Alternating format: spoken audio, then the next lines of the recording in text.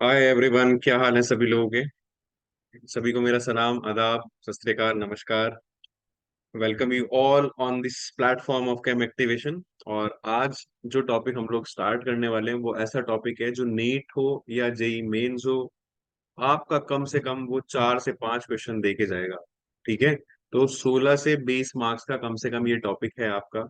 तो आप सभी सोच रहे होंगे ये टॉपिक है कौन सा जो सर इतना इंपॉर्टेंट बोल रहे हैं। तो टॉपिक है बच्चों केमिकल बॉन्डिंग। ठीक है। बहुत ही अच्छा और बहुत ही प्यारा चैप्टर है। तो आज हम लोग केमिकल बॉन्डिंग स्टार्ट करने वाले हैं। और आप मार्क कर लो मेरे वर्ड्स, इस बार भी जब आप पेपर देने जाओगे तो कम से कम 4 से 5 क्वेश्चंस इस चैप्टर के वहां पर देखोगे। चलिए, तो बिना टाइम वेस्ट करे स्टार्ट करते हैं हम लोग अपना चैप्टर। फटाफट आप लोग मेरे साथ जुड़ जाओ, अपनी नोटबुक्स ले लो। ठीक है। चलिए, तो स्टार्ट कर रहे हैं हम लोग चैप्टर केमिकल बॉन्डिंग।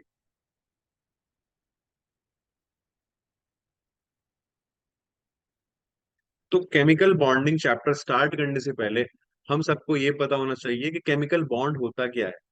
ठीक है। एक केमिकल बॉन्ड होता क्या है।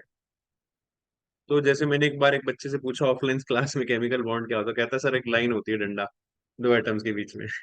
ठीक है। तो ये कोई डंडा नहीं होता दो एटम्स के बीच में। बेसिकली केमिकल बॉन्ड जो होता है एक अट्रैक्टिव फोर्स है जो एटम्स को या फिर कह सकते हो मॉलिक्यूल्स को या आयंस को बांध के रखती है। ठीक है। किसी भी केमिकल स्पीशीज में दो एटम हो या मॉलिक्यूल हो या आयन हो, उनको बांध के रखने वाली जो फोर्स है उस फोर्स को हम केमिकल बॉन्ड बोलते हैं। तो इसको डिफाइन कर लेते हैं। ठीक है। एन अट्रैक्टिव फोर्स, कैसी फोर्स है ये? अट्रैक्टिव फोर्स है which holds the atoms, या फिर कह सकते हो मॉलिक्यूल्स। ठीक है, मेरे साथ साथ लिख लो। और ions together in a chemical species.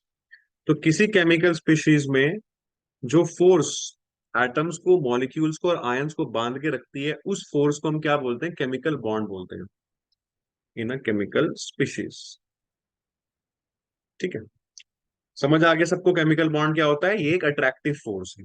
अब बात करते हैं कि केमिकल बॉन्ड जो है वो बॉन्ड बना क्यों रहे हैं एटम, है ना। पहला क्वेश्चन हमारे पास यही आता है कि भाई केमिकल बॉन्ड बनाई क्यों है, जरूरत क्या है केमिकल बॉन्ड बनाने की। तो केमिकल बॉन्ड जो बनता है बच्चों वो इसलिए बनता है ताकि स्टेबिलिटी अचीव हो सके। क्या अचीव हो सके? स्टेबिलिटी। हर चीज दुनिया में क्या चाहती है? स्टेबिलिटी चाहती है ना। इंसान, हम लोग जो पढ़ाई कर रहे हैं, एक तो बेसिक है चलिए कि हम अपनी मॉडिफिकेशन ऑफ पर्सनैलिटी के लिए पढ़ते हैं कि हम एक अच्छे बेहतर इंसान बन सके। दूसरा जो मेन रीजन हमारा ये है कि हम एक स्टेबल प्रोफेशन अपना जो है उस तक पहुंच सके अपनी पढ़ाई का कंप्लीट करके। ठीक है। तो जैसे आप डॉक्टर बनना चाह रहे हैं या इंजीनियर बनना चाह रहे हैं तो आप एक स्टेबल फ्यूचर अपना बनाना चाह रहे हैं। तो हर चीज ऐसे ही एटम्स भी क्या चाहते हैं? स्टेबिलिटी अचीव करना चाहते हैं। ठीक है। तो एटम्स क्यों कंबाइन करते हैं, अगर आपसे कोई पूछे तो एटम्स कंबाइन करते हैं सर, केमिकल बॉन्ड बनाते हैं ताकि वो स्टेबिलिटी अचीव कर सके, है ना। तो हमारा जो सवाल है वो यही है, व्हाई डू एटम्स कंबाइन। ठीक है। एटम्स कंबाइन ही क्यों कर रहे हैं, या फिर कह सकते हो और why chemical bonds are formed, मैं ये भी कह सकता हूं। तो अगर आपसे कोई ये बात पूछे कि केमिकल बॉन्ड बनते ही क्यों हैं, तो आप इसका जवाब ये दोगे कि केमिकल बॉन्ड बनते हैं ताकि स्टेबिलिटी अचीव कर सकें एटम्स। क्योंकि देखो क्या होता है, एटम्स की एनर्जी होती है ज्यादा, है ना। चुलबुल मची पड़ी है उनके अंदर, एकदम चुल मची पड़ी है एटम्स के अंदर। तो एटम्स जब कंबाइन करके मॉलिक्यूल बनाते हैं तो जो भी बॉन्ड बनेगा उस बॉन्ड बनने की वजह से एनर्जी रिलीज होती है। क्या रिलीज होती है? एनर्जी रिलीज होती है। एनर्जी रिलीज हो गई मतलब अब इनकी एनर्जी कम हो गई। मतलब एटम्स की एनर्जी ज्यादा थी जब तक उन्होंने बॉन्ड नहीं बनाया था, जैसे ही उन्होंने बॉन्ड बना लिया, मॉलिक्यूल बन गया, तो एनर्जी क्या हो जाएगी? कम हो जाएगी। ठीक है। तो उनकी एनर्जी कम हो जाती है, स्टेबिलिटी बढ़ जाती है। ठीक है। तो हम लोग इसका आंसर लिखेंगे, व्हाई डू एटम्स कंबाइन। तो sir atoms combine to attain stability.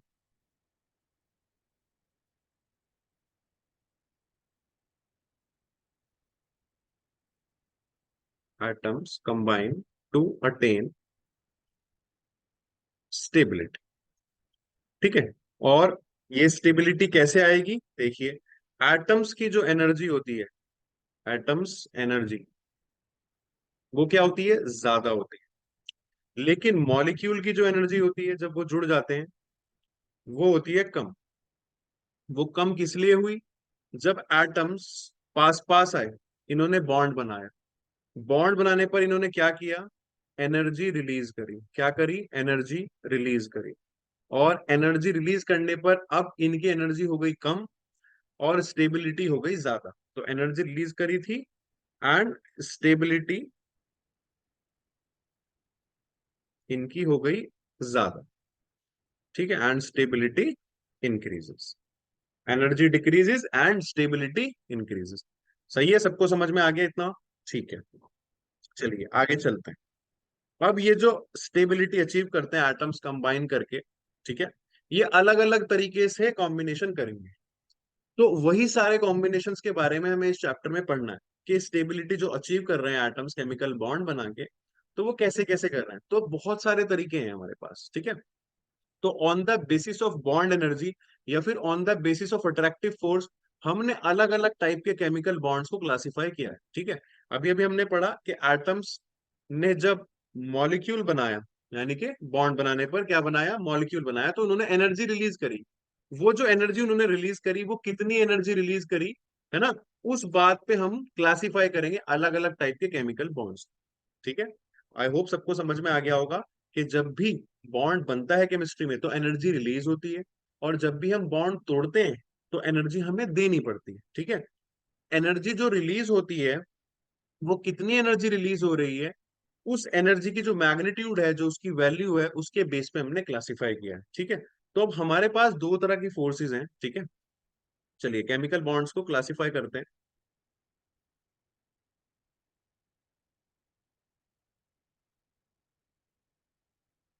एक तो है हमारे पास स्ट्रॉन्ग फोर्सेस, और एक है हमारे पास वीक फोर्सेस। ठीक, स्ट्रॉन्ग फोर्सेस में हम उन फोर्स की बात कर रहे हैं जहां पे बॉन्ड एनर्जी जो होगी वो ग्रेटर देन होगी किससे, 42 किलो जूल पर मोल। ठीक है, ये एक वैल्यू हमने चूज करी है कि इससे ज्यादा या इसके बराबर जो एनर्जी होगी, है ना, उन फोर्सेस को हम क्या बोलेंगे, स्ट्रॉन्ग फोर्सेस बोलेंगे। और इन स्ट्रॉन्ग फोर्सेस में हमारे पास कौन कौन सी आती है बच्चों, एक तो आती है सबसे पहले आयोनिक बॉन्ड। कौन सा, आयोनिक बॉन्ड। ठीक, आयनिक बॉन्ड का ही दूसरा नाम है इलेक्ट्रोवेलेंट बॉन्ड। इलेक्ट्रोवेलेंट बॉन्ड, ठीक है। दूसरा जो है हमारे पास वो है कोवेलेंट बॉन्ड। ठीक है, दूसरा है हमारे पास कोवेलेंट बॉन्ड। तीसरा हमारे पास कोवेलेंट बॉन्ड का ही जो एक और टाइप है वो है कोऑर्डिनेट बॉन्ड, जिसपे आपका पूरा एक 12th क्लास में चैप्टर है, कोऑर्डिनेशन कंपाउंड, है ना। तो कोऑर्डिनेट बॉन्ड, इस बॉन्ड का दूसरा नाम होता है डेटिव बॉन्ड। क्या नाम है इसका, डेटिव बॉन्ड। ठीक, और एक देखेंगे हम इसमें मेटालिक बॉन्ड। कौन सा, मेटालिक बॉन्ड। तो इन सारे बॉन्ड्स को, ठीक है, एक एक करके हम डिस्कस करने वाले हैं। अब आते हैं हमारी वीक फोर्सेस पे। वीक फोर्सेस अपने आप में ही दो तरीके से क्लासिफाइड है, ठीक है। एक तो वो जो बहुत ज्यादा वीक होंगी, तो वीक में भी हमारे पास दो हैं। एक तो है वेरी वीक, ये चलिए इसको आगे मैं नीचे लिखता हूँ, यहाँ जगह कम है। ठीक है, वीक फोर्सेस पे हम आगे डिस्कस करते हैं। आई होप सबको समझ आया होगा इतना, ठीक है। कॉपी करते रहो आप साथ साथ, या स्क्रीनशॉट्स वगैरह जो भी आपको लेना है वो लेते रहो, ठीक है। चलिए, तो वीक फोर्सेस को हम अलग से क्लासिफाई करेंगे, ठीक है। चलिए, एक तो है हमारे पास very weak forces. Very weak forces में कौन सी होंगी, जहां बॉन्ड एनर्जी 8 किलो जूल से कम होगी। तो bond energy is less than equal to 8 kilo joule या लेस देन आएगा, sorry, not equal to 8 kilo joule per mole, ये वाले, इनको हम जनरली बोल देते हैं वेंडर वॉल फोर्सेस। क्या बोल देते हैं? Vendor wall forces. हैं अलग अलग टाइप की, उन सब टाइप को मिला के हम बोल देते हैं वेंडर वॉल फोर्सेस, ठीक है। और जो दूसरी टाइप है सिर्फ वीक फोर्स में, ठीक है, वो है आपके पास जब बॉन्ड एनर्जी होगी आपकी 8 किलो जूल पर मोल से लेके 42 किलो जूल पर मोल तक, ठीक है। तो हम यहाँ इसको लिख सकते हैं, bond energy is greater than 8 kilo joule per mole, okay, 8 kilo joule per mole, but less than 42 kilo joule पर। तो ये 8 से लेके 42 तक है, तो इसको कंबाइन करके अगर मैं लिखूं तो मैं ऐसे लिख सकता हूँ, bond energy is greater than 8 kilo joule per mole, ठीक है, sorry, bond energy is greater than 8 kilo joule per mole, ठीक है, and less than 42 kilo joule per mole, ठीक है। चलिए, तो इस वीक फोर्स में जो टाइप आएगी आपकी, वो आएगी आपकी इसके अंदर हाइड्रोजन बॉन्ड। कौन से टाइप पढ़ने वाले हैं हम इसमें बच्चों? Hydrogen bond. बहुत ही स्पेशल टाइप का बॉन्ड है हाइड्रोजन बॉन्ड, ठीक है, इसको पढ़ेंगे हम लोग। और यहाँ पे हमारी कई सारी फोर्सेस आ जाएंगी वेंडरवॉल फोर्सेस में। एक तो आ जाएगी आपकी डाइपोल डाइपोल फोर्स, ठीक है, एक तो आ जाएगी पहली आपकी डाइपोल डाइपोल फोर्स, ठीक है। दूसरी जो आपकी आएगी इसमें वो आएगी डाइपोल इंड्यूस डाइपोल, ठीक है। इंड्यूस बोलते हैं पैदा करा देने को, है ना, इन स्टार्ट करा देना, डाइपोल इंड्यूस डाइपोल फोर्स। और एक आ जाएगी इसमें induce dipole induce dipole, induce dipole. अच्छा ध्यान रखना बच्चों, आयन डाइपोल इसमें नहीं आती है, ठीक है, इंड्यूस डाइपोल इंड्यूस डाइपोल। ये तीन आपकी इसमें आ जाएंगे, dipole dipole force, dipole induce dipole force, and induce dipole induce dipole force, ठीक है। और दूसरी वाली कौन सी थी हमारी? ये है हाइड्रोजन बॉन्ड, और ये बहुत ही इंपॉर्टेंट है आपका। एक सेकेंड,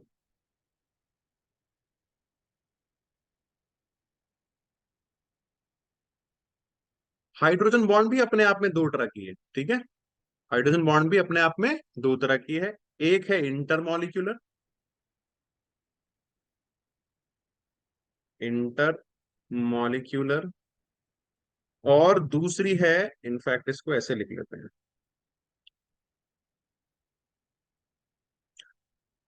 इंटरमॉलिक्यूलर, ठीक, और दूसरी है इंट्रामॉलिक्यूलर, ठीक है। आई होप सबको अभी तक सब समझ आ रहा होगा, ठीक है। बहुत इजी चीज डिस्कस करी है हमने कि तीन टाइप में डिवाइड कर दिया हमने, strong force, very weak force and weak force, ठीक है। स्ट्रॉन्ग फोर्स वहां पे जहां पे bond energy 42 kilo joule per मोल से ज्यादा है, उस केस में कौन कौन से पढ़े हमने? आयनिक बॉन्ड देखा सर, कोवेलेंट बॉन्ड देखा, कोऑर्डिनेट बॉन्ड देखा जिसको डेटिव बॉन्ड भी बोलते हैं, और मेटालिक बॉन्ड। फिर उसके बाद हमने बात करी वेरी वीक की, जिनकी 8 किलो जूल पर मोल से कम है, उनको सारों को एक साथ मिला देते हैं तो बोलते हैं वेंडरवॉल फोर्सेस। और इसमें कौन कौन सी आ जाती हैं आपकी? Dipole dipole force, dipole induce dipole, induce dipole induce dipole, ठीक है। फिर आता है बीच वाली कैटेगरी जो वीक में काउंट होती है, जिनकी एनर्जी 8 से तो ज्यादा होगी पर 42 से कम होगी, ठीक है। ये आती है कैटेगरी हाइड्रोजन बॉन्ड की, जिसमें अपने आप में दो सब कैटेगरी हैं, इंटरमॉलिक्यूलर एंड इंट्रा। तो ये सारे ही हम लोग इस चैप्टर में डिस्कस करने वाले हैं, ठीक है। आई होप यहां तक सबको समझ आ गया होगा। चलिए, तो स्टार्ट करते हैं हम लोग स्ट्रॉन्ग फोर्सेस से, क्योंकि मेनली हमें उन्हीं के बारे में ज्यादा डिस्कस करना है। तो स्ट्रॉन्ग फोर्सेस को स्टार्ट करने करने से पहले हम लोग स्टार्ट कर रहे हैं, अच्छा स्ट्रॉन्ग फोर्सेस स्टार्ट कर रहे हैं हम लोग, ठीक है। चलिए, तो इसमें स्टार्ट करते हैं हम लोग आयनिक बॉन्ड्स। किससे स्टार्ट कर रहे हैं? आयनिक बॉन्ड से। आयनिक बॉन्ड का ही दूसरा नाम क्या है? इलेक्ट्रोवेलेंट बॉन्ड, इलेक्ट्रोवेलेंट बॉन्ड, ठीक है।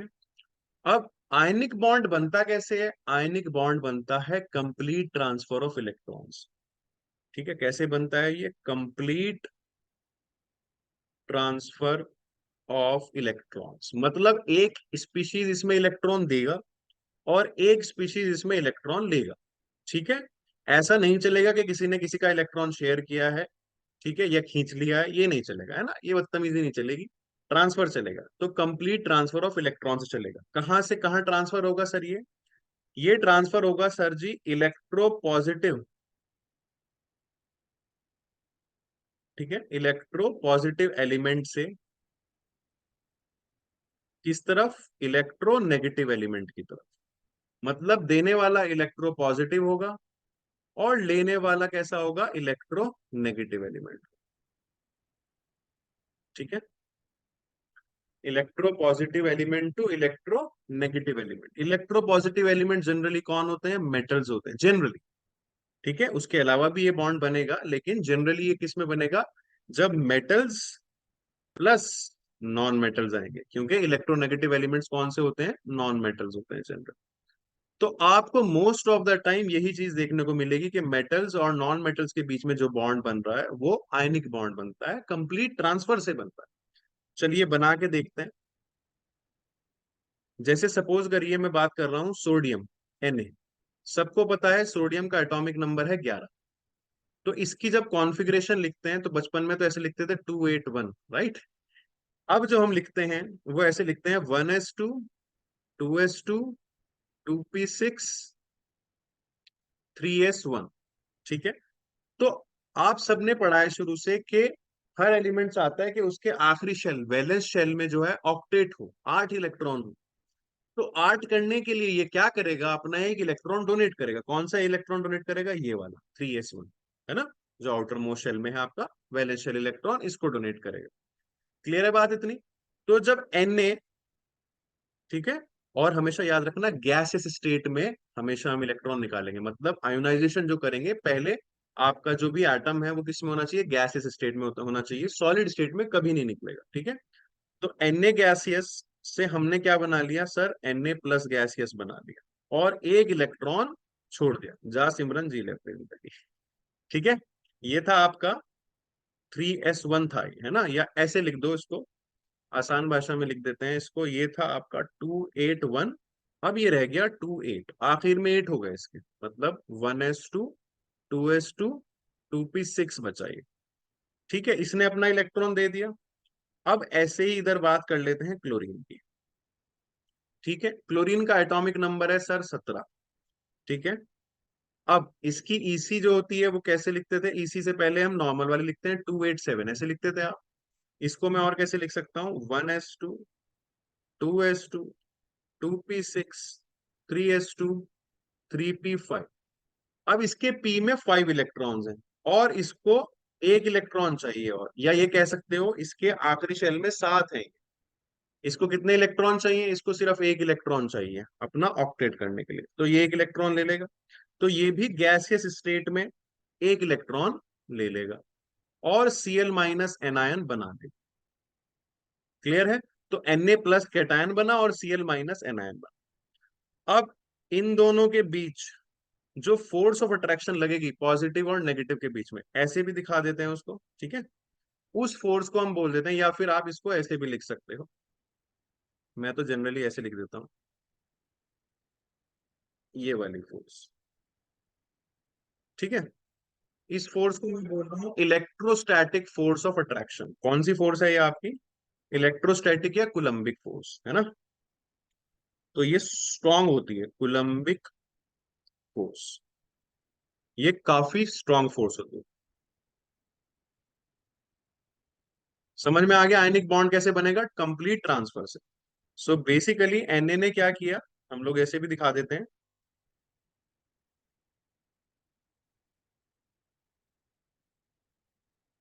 इसके पास 7 थे, इसने अपना एक इलेक्ट्रॉन इधर दे दिया और इन्होंने बना लिया Na plus and Cl minus. ठीक है, जो कि मिलके हमारा क्या बना दिया? NaCl। क्लियर? मजा आया? आराम से समझ में आ गया होगा आपको कि आयनिक बॉन्ड कैसे बना। तो यहाँ हमेशा एक कैटायन होगा, एक एनायन होगा। कैटायन हमेशा मेटल बना रहा होगा या इलेक्ट्रोपॉजिटिव एलिमेंट बना रहा होगा, और एनायन हमेशा इलेक्ट्रोनेगेटिव बना रहा होगा, इलेक्ट्रॉन गेन करके। उनके बीच की जो फोर्स है उसी को हम क्या बोल रहे हैं, आयनिक बॉन्ड बोल रहे हैं। ठीक है, चलिए एक एग्जांपल और देख लेते हैं हम। Suppose MgCl2। तो इस केस में क्या हो रहा है बच्चों, मैग्नीशियम है, उसके पास दो वैलेंस इलेक्ट्रॉन है। ठीक है, Cl, 1 2 3 4 5 6 7। ऐसे एक इधर Cl है, 1 2 3 4 5 6 7। अब ये एक इलेक्ट्रॉन अपना इधर देगा और एक इलेक्ट्रॉन इधर देगा। तो अब इस पे क्योंकि इसने दो इलेक्ट्रॉन दिए, इस पे चार्ज क्या आएगा, Mg2+। और दो जो Cl हैं उन्होंने एक इलेक्ट्रॉन लिया, उन पे चार्ज क्या आएगा, माइनस, दोनों में। ठीक है, तो यहां से बन जाएगा हमारा MgCl2। Understood everyone? ठीक है, समझ आ गया? तो ऐसे आयनिक बॉन्ड बनता है। चलिए, तो फेवरेबल कंडीशन देखते हैं कि किस केस में आयनिक बॉन्ड अच्छा बनेगा। ठीक है, तो अब हम पढ़ने वाले conditions for the formation of ionic bond, है ना। तो आप लिख सकते हो फेवरेबल कंडीशंस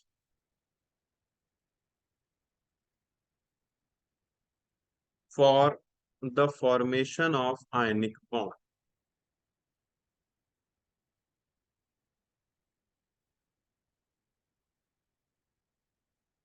ठीक है, तो सबसे पहली सी बात तो ये देखिए कि आयनिक बॉन्ड बनने के लिए आपको एक कैटायन चाहिए, एक एनायन चाहिए। कैटायन बनता है इलेक्ट्रॉन के लॉस से, एनायन बनता है इलेक्ट्रॉन के गेन से।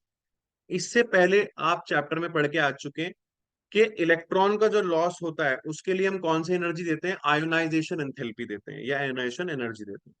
तो आयोनाइजेशन एनर्जी कम होनी चाहिए कि ज्यादा? हम तो ये चाहते हैं ना कि जल्दी से कैटायन बने, बहुत फास्ट हो ये काम। तो आयोनाइजेशन एनर्जी बहुत कम होनी चाहिए। ठीक है ना।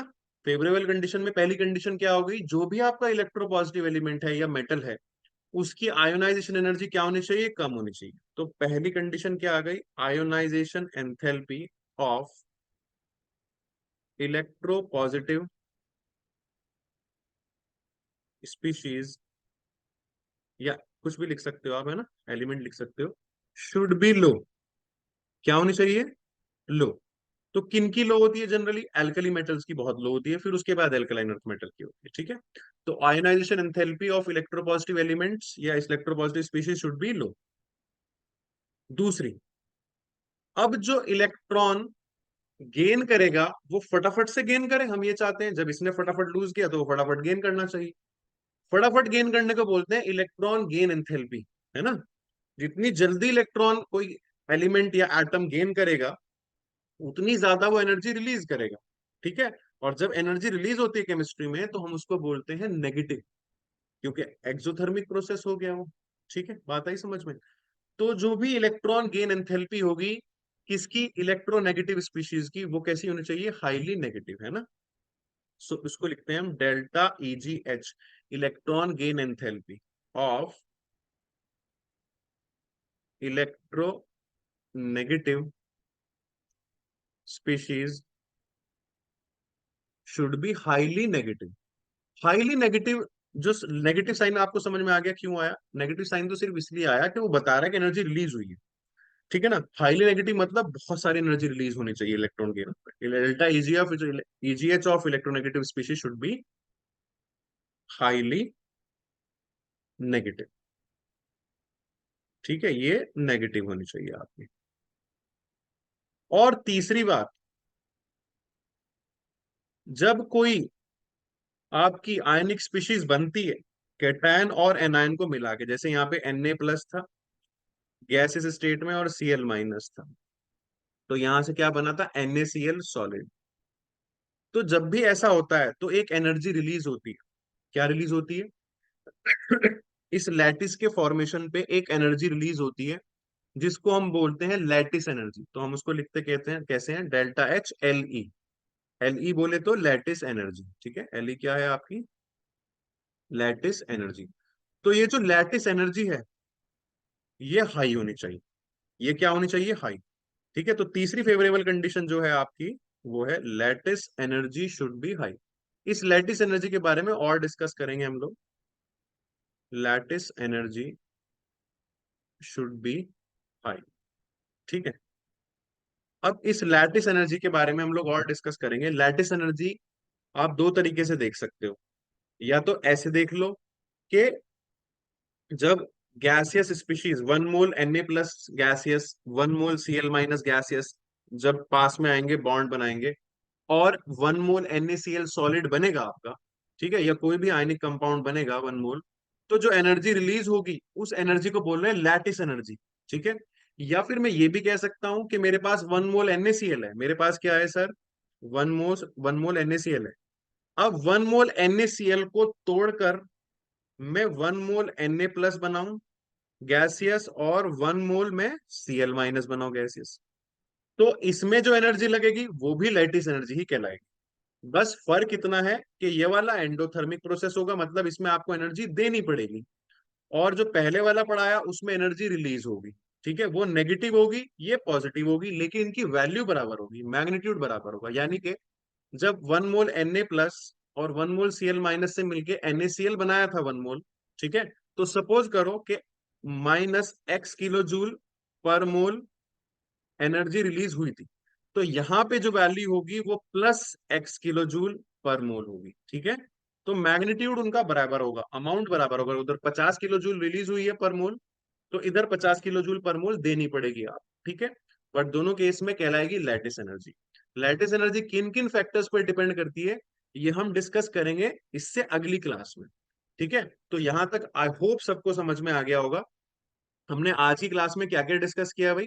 हमने आज की क्लास में डिस्कस किया है कि केमिकल बॉन्ड क्या होता है। ठीक है, chemical bond on the basis of bond energy किस कैसे क्लासिफाई करते हैं हम लोग। ठीक है, और उनमें से एक टाइप हमने आज कंप्लीट कर दिया जिसको हम बोलते हैं आयोनिक बॉन्ड। ठीक है, चलिए, आई होप सबको पसंद आया होगा। तो लेक्चर को प्लीज लाइक करना, शेयर करना, और अपने फ्रेंड्स के साथ जितना हो सके चैनल्स को, इन वीडियोस को शेयर करके चैनल को सब्सक्राइब करवा दें। ठीक है, चलिए, तो मिलते हैं फिर नेक्स्ट वीडियो में बहुत जल्द आपसे। हम डिस्कस करेंगे नेक्स्ट वीडियो में lattice energy. Take care, bye bye.